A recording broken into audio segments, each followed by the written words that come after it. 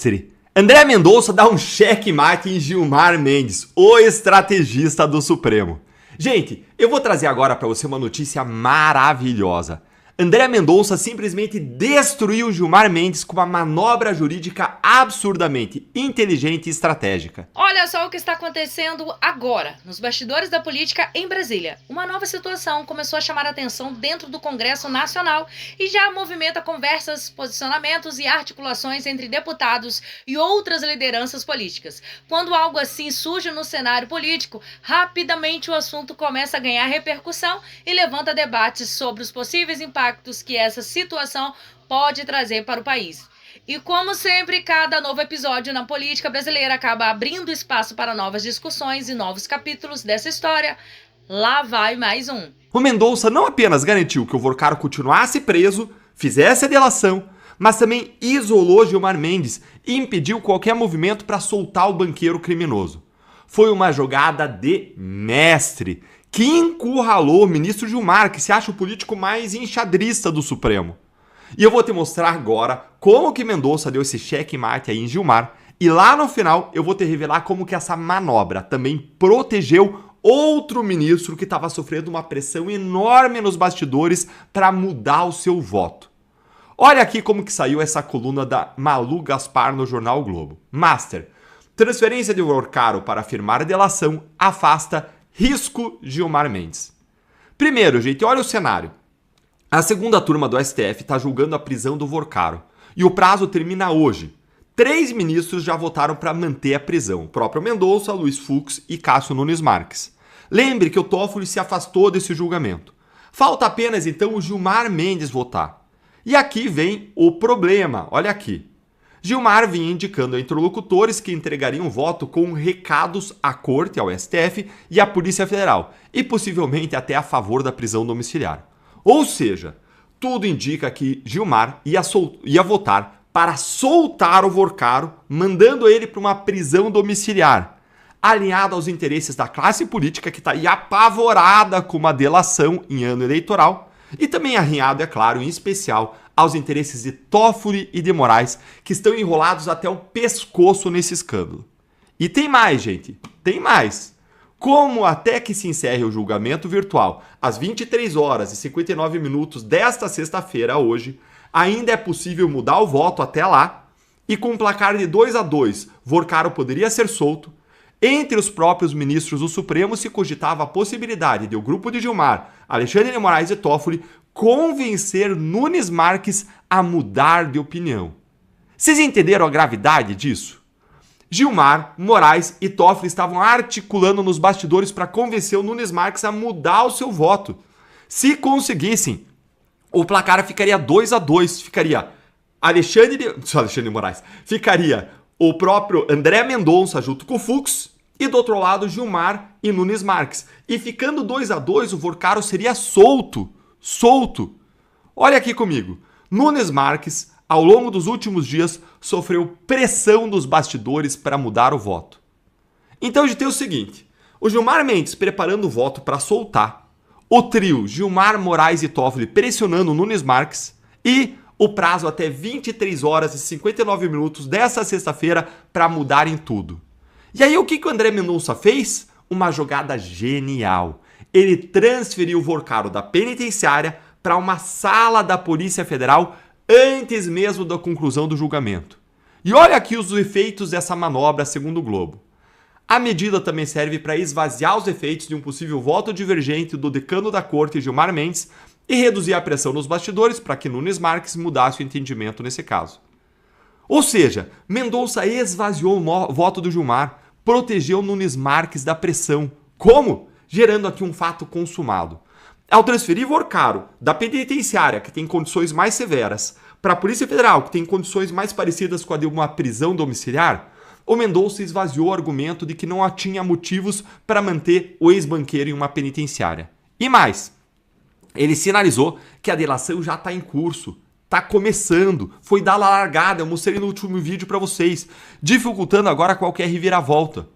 Mendonça usou suas prerrogativas como relator para criar condições fáticas que tornam inviável reverter a decisão de prisão do Vorcaro. é perfeitamente legal e é brilhantemente executado.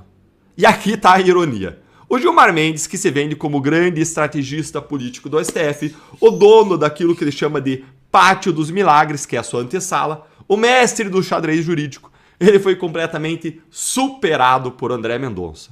Gilmar preparou seu voto aí com recados, mas esses recados vão cair no vazio. Ele articulou nos bastidores, mas sua articulação foi superada.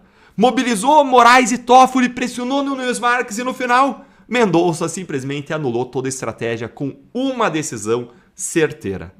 Parabéns, ministro André Mendonça, o senhor mostrou que integridade, coragem e inteligência vencem maquinações políticas. E olha, vocês não me veem aqui me alinhando a ninguém no grande espectro político de modo assim decisivo.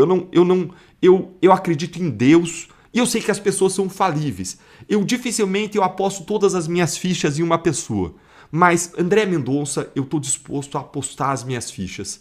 Não por decisões, não por manifestações superficiais, mas porque eu acredito no coração dele e na integridade.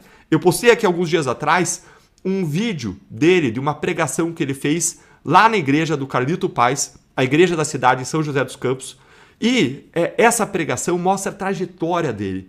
E me convence, junto com as ações dele, junto com aquilo que eu vi na Lava Jato, ele atuou na Lava Jato, me convence de onde está o coração dele. Eu vejo nele um coração autêntico, temente a Deus, disposto a mais servir e pagar o preço de fazer o certo. Então, em André Mendonça eu tenho apostado as minhas fichas. Eu confio nele e acredito que ele vai fazer um trabalho aí que vai marcar a história como alguém firme, correto e íntegro. E agora vamos orar e torcer para dar certo e trabalhar dentro dos limites das nossas forças para pressionar para que essa investigação possa ir até o fim. Mas por que pressionar se o cara é certo, Deltan? Se você acredita no cara?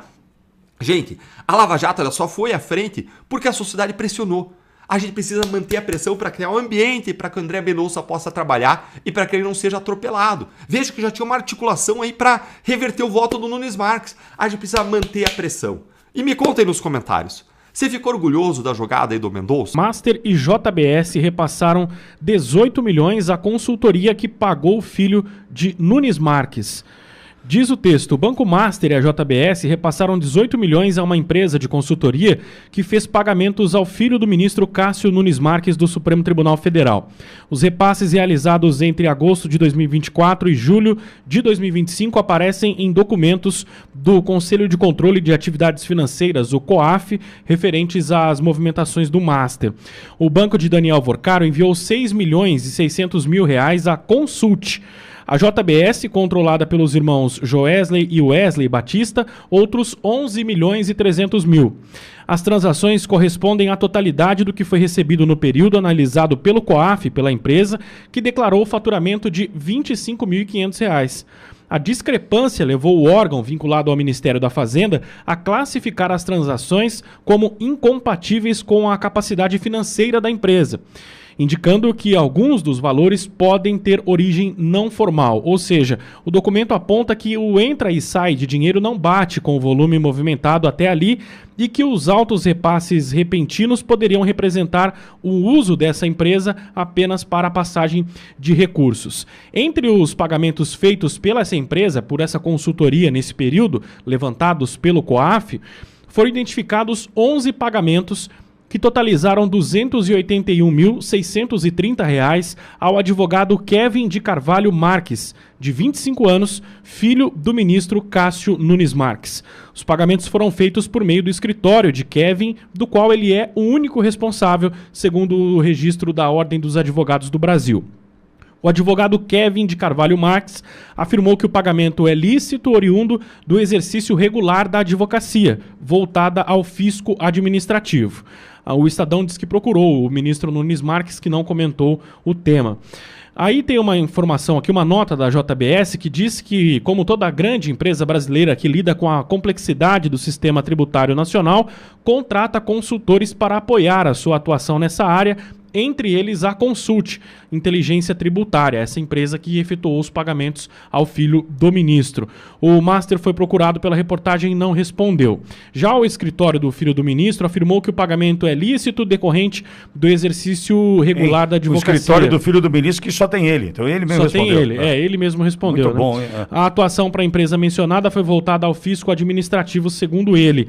Ele pontuou ainda que está tudo regular, que nunca defendeu nenhum caso na Suprema Corte e rechaçou o que chamou de tentativas de criminalização da advocacia e de interferência no sigilo profissional. Tudo bem, entendi. Agora, 25 anos? 25 anos. É uma eu-presa? Eu-presa. O escritório dele só tem ele como responsável, só tem ele. Apenas ele. Entendi. É um eu-escritório. Eu-escritório. É um super eu-escritório de advocacia. 25 anos? 25 anos. 200 e quantos mil reais de contrato? 281.600. Consultoria? Tá, tudo bem. A gente vai concluindo aqui, né? A questão, qual experiência tem para... Não estou discutindo isso. Por que não estou discutindo isso? Por que não vou discutir? Eu vou olhar para 281 mil reais, né, para a contratação do filho de um ministro do Supremo Tribunal Federal. Veja, ou essa festa, essa farra acaba, moralmente falando, eticamente falando, ou a gente vai ficar aqui tentando enxugar gelo. Eu me lembro perfeitamente, Cláudio, quando Ricardo Feltrin, jornalista que eu respeito, disse que teve acesso a uma fonte na Polícia Federal que, de posse do processo, do sigilo do celular do Vocaro, foi até a página 50 de um relatório, fechou o arquivo e rezou para aquilo ser arquivado, porque senão o Brasil entraria no estado de convulsão social. O PIB cairia. Eu desejo que o PIB caia e desejo convulsão social. E vou entendendo a cada enxadada dessa turma, as minhocas que vão aparecendo, os problemas que temos para enfrentar. Agora, quem tem problema mesmo para enfrentar agora se chama André Mendonça. Porque André Mendonça, ele vai ter que olhar para isso e falar assim, Nunes, ô Cássio, né? Seu Cássio, como o Moraes, ô seu Cássio, teu filho aparece aqui, ó. Ah, mas tá tudo legal. Veja, eu posso concluir, eu, Alexandre, juntando o Tico e o Teco nesse encontro, né, efusivo que acontece na minha cabeça baldia nesse instante, eu posso entender que é um dinheiro que não é para um escritório de advocacia. É um dinheiro que faz um agrado no PAP. Olha, PAP, nós gostamos tanto de você que contratamos o seu filho. Por que eu não posso concluir isso no Brasil? Eu não estou dizendo assim, 281 mil reais, isso é um absurdo, um escritório de advocacia com recém-formado. Tudo isso a gente já sabe. Agora, contrataria um escritório de um recém-formado se fosse um jovem qualquer, né, de classe média aqui de Bauru? Não contrataria. Contratou porque lá no fim dessa história toda tem o PAP, feliz da vida. Então, Cláudio, a tarefa o problema está nas mãos de André Mendonça. Por quê? É o filho do juiz, é o filho do ministro, é o próprio ministro, eu não sei quem. Será que terá disposição para encarar tudo isso? A tarefa está ficando cada vez mais difícil, Cláudio.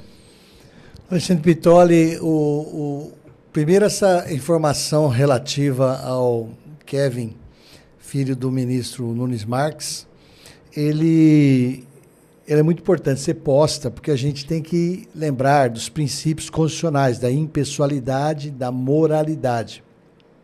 Quando o ministro Alexandre de Moraes e o ministro Gilmar Mendes querem destruir qualquer um que eles chamam de bandidos, eles usam qualquer argumentos que nem se sustentem e usam para destruir essas pessoas.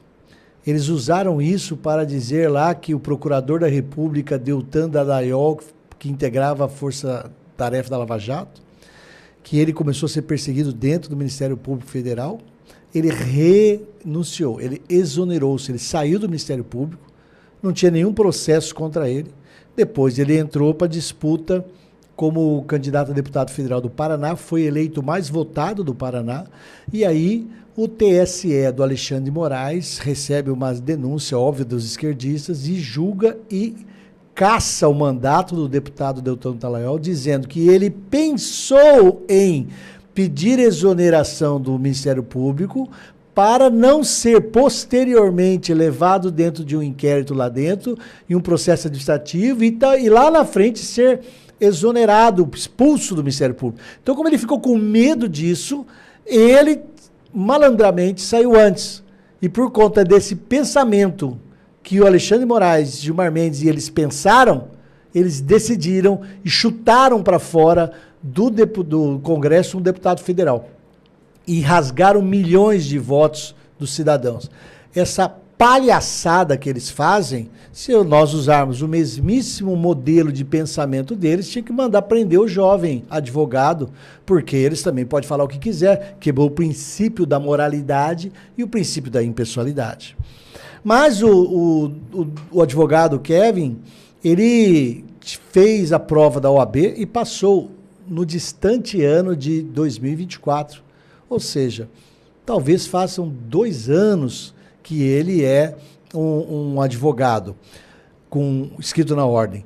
Mas antes, quando ele estava na fase de faculdade, consta aqui na revista Fórum, a revista Fórum da esquerda, sabe? Falando ali que ele ficou conhecido em 2020. Quando ainda estava na faculdade, ele foi contratado como estagiário pelo então superintendente geral do Conselho de Administração de Defesa Econômica, o CAD, o famoso CAD.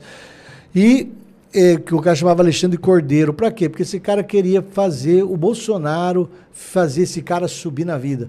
Brasília, o pessoal vive de favorzinho, é uma casta, uma nobreza. Mas tem mais coisas sobre esse jovem advogado. Ele é contratado e advogado da Refit, do Ricardo Magro, para questões de direito tributário. Ricardo Magro é o maior, o mais famoso, renomado, o maior sonegador de impostos do Brasil, segundo a Receita Federal Brasileira. Tem bilhões e bilhões.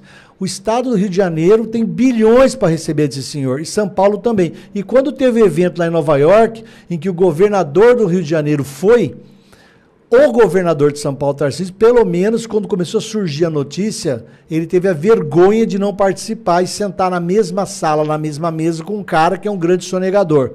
Aí, senhores, essa atitude do Tarcísio, nesse caso específico, não acontece com os ministros supremos que sentam com o pessoal do Banco Master. Não acontece com o superintendente da Polícia Federal, nem com o Paulo Gonet, procurador-geral. Esse pessoal tem que ser exposto, sim, porque Brasília vive desse uma mão lava a outra. Isso quebra o princípio da moralidade, quebra o princípio da impessoalidade. Isso é uma vergonha total, para não dizer eventuais práticas de crime. Sim, e vai ficando claro para a gente quem tem preço. Isso vai ficando claro para a gente, porque, veja... Quem tem valor e quem tem preço. Sim, e nesse caso, quem tem preço. Exatamente. Porque, veja, em um determinado momento aqui, nessa emissora, entrou pelaquela porta ali um cidadão, assessor de um deputado, né? E falou assim, queria comprar espaços publicitários da rádio, usando da verba parlamentar, você pode emitir uma nota para mim? Eu falei assim, eu posso lhe indicar a porta, saia pela mesma porta, né? Sempre que isso acontece, o clima esquenta em Brasília e provoca reações intensas entre governo e oposição. Mas enquanto isso, muitos brasileiros dizem estar preocupados com o custo de vida. Produto básico ficaram mais caros nos últimos anos e isso acaba influenciando diretamente a forma como a população enxerga e economiza o Brasil e dentro de toda a economia. No fim das contas, quem decide o rumo do país é o eleitor. É nas urnas que o povo brasileiro demonstra aquilo que realmente pensa sobre seus governantes. E olhando para a América Latina, vários países têm passado por mudanças políticas nos últimos anos. Com alternância, é claro, né, entre governo de esquerda e de direita, isso mostra como o cenário político da região está sempre em transformação. Nós vamos ficando por aqui, se inscreva no canal, deixe seu like nesse vídeo e se quiser apoiar o nosso trabalho, você também pode se tornar membro aqui do canal. E se você gostou desse conteúdo, compartilhe com seus amigos no WhatsApp, porque isso ajuda muito o canal a continuar trazendo novas informações para vocês. Tchauzinho, até o próximo. Conta tudo junto.